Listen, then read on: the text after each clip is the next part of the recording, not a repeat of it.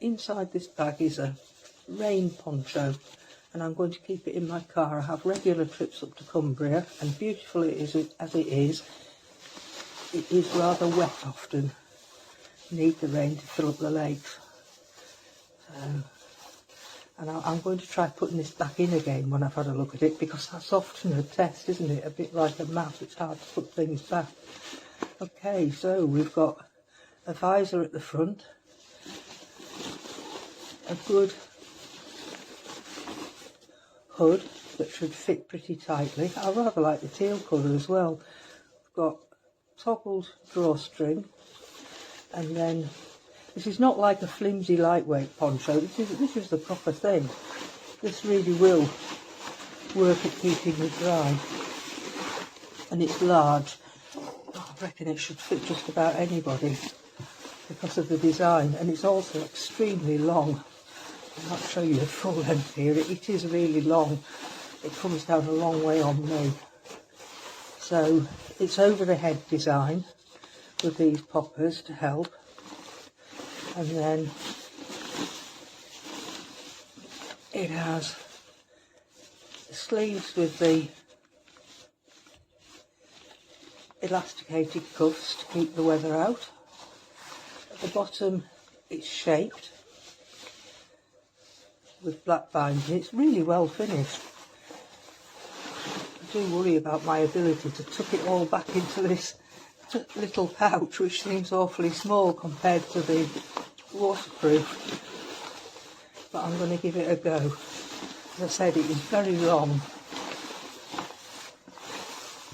I'll lay it out flat and put the sleeves onto the other sleeve.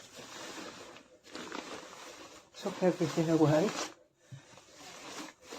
Fold, fold, fold, and fold.